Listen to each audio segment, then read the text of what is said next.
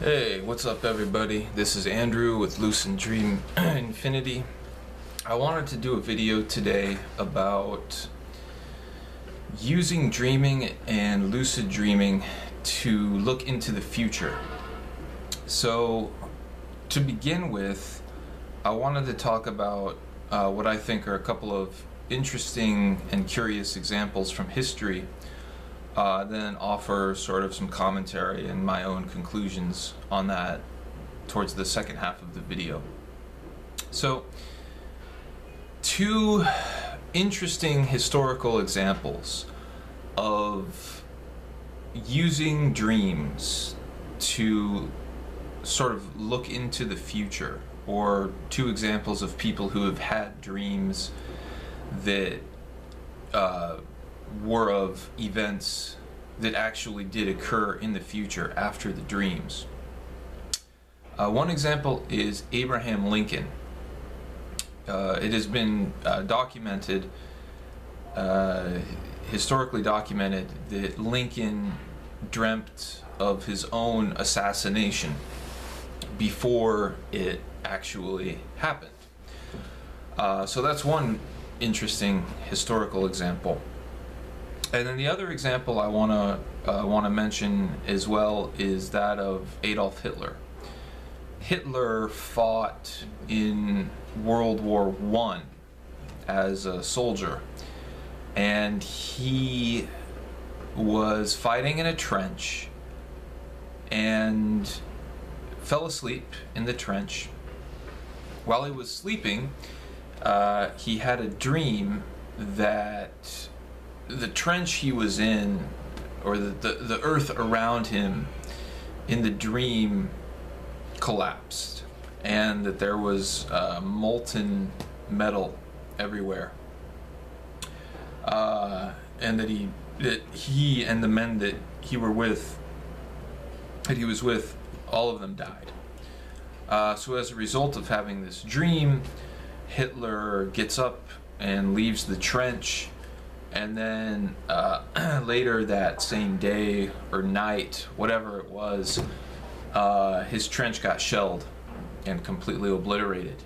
And if he had been there, he absolutely would have died. So that, regardless of whether or not that was a prophetic dream, it is interesting to see how the dream of one person can have such a remarkable impact on the entire planet and on the sort of on human civilization and human society for decades after the fact. So okay, let's get into this a little bit more deeply. What's going on here, right? Is it possible, can we conclude from these two examples that it is possible to have prophetic dreams and that human beings are capable of looking into the future? For me and for my thinking, there are two possible answers for this question. The first is somewhat simplistic, which is to say that yes, it is possible for human beings to use dreaming, lucid dreaming, to look into the future and for prophetic purposes. I think that that's an oversimplified answer, though. I think that there's one other possible thing going on here, which is that when we sleep and when we dream, the brain, the mind, whatever it is, whatever that awareness is working through and processing the information and the experiences that we've had in waking life. Okay? And in our dreams, it sort of processes this information, it goes through it, and then maybe even as part of that process presents us in our dreams with possible or likely outcomes based on the information and experiences that we've had in waking life, right? So let's apply this logic to our first example, of Abraham Lincoln. So Lincoln, during his lifetime, obviously involved heavily with politics. The guy was a leader of the United States during a very turbulent period in its history. He was, probably surrounded by guns, and during certain periods of his life, right, there was warfare, conflict, things like that, and the guy's a leader, right? So given those experiences, right, given that time, given that historical context, given that particular set of circumstances, I think it's highly probable that when he was asleep at night and dreaming, his brain was sort of working through and processing all of this information and all of these experiences that he had, and presented him with a possible conclusion or a possible outcome that he could get assassinated. I think that that's somewhat of a more logical or likely explanation for his dream, rather than saying that it was a prophetic dream, right? But I want to return to that more a little bit later on in this video.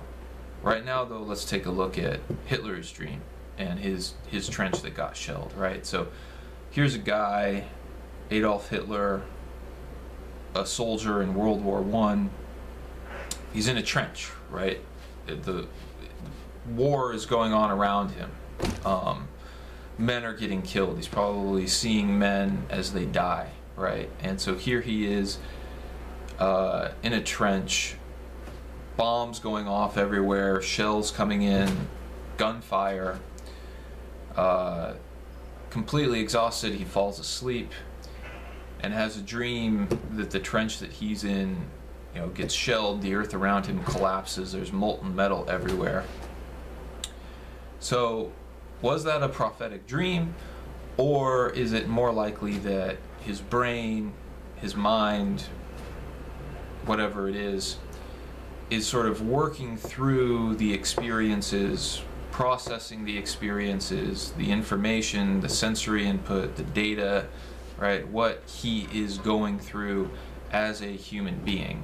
His brain processes all of that while he's asleep and dreaming, and then presents him with possible outcome that, hey, the trench that you're in right now could get shelled and destroyed and you could die.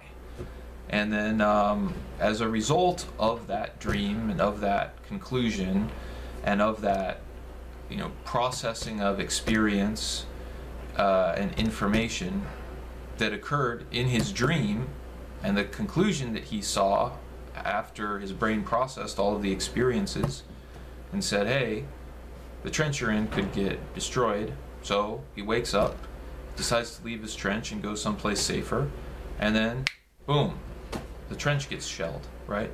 So in both of these cases, I think that what we're looking at here, and what I think the likely explanation is that the brain, while it is dreaming, processes this information and presents likely conclusions or outcomes based on the experiences that we are going through in our waking physical lives, right? So the brain processes all of that, sort of goes through all of it, organizes it, makes sense of it, using the symbology of dreams and archetypes and things like that, and then sort of presents to us, the dreamer, a possible likely outcome or scenario based on our waking experiences, right? So I think that that's a more likely explanation,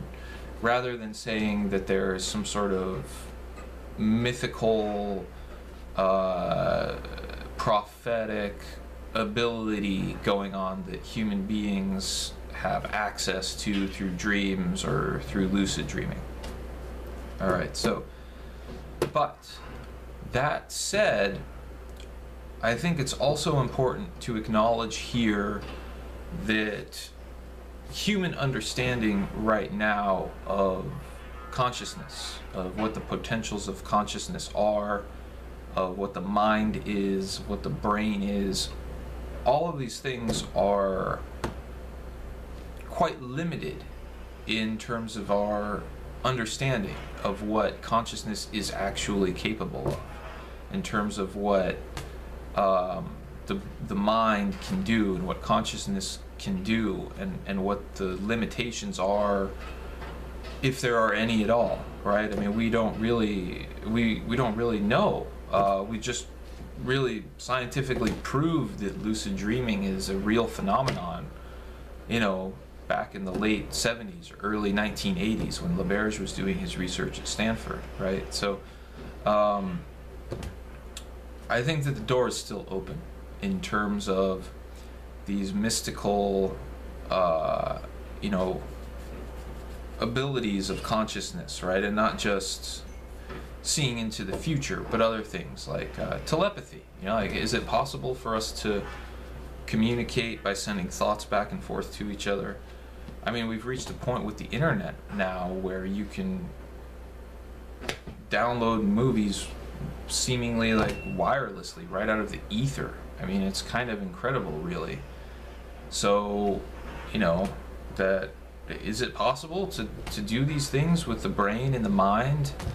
I think that the door is still open. I think that possibly, yes, it might be, right? I mean, what is enlightenment? What does it mean to become a fully awakened human being? What is consciousness? What is it capable of?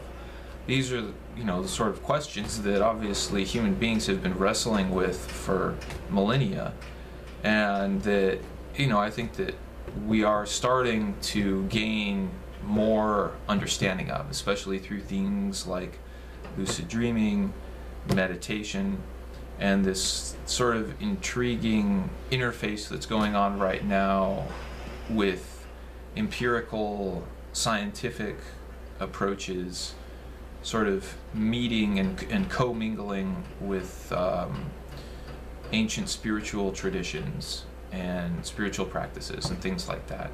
And I think that that dialogue, as that sort of comes together, and as there's more of a relationship between those two things, I think that that has the potential to really create, you know, quite possibly a quantum leap in terms of the evolution of the human species. So anyway,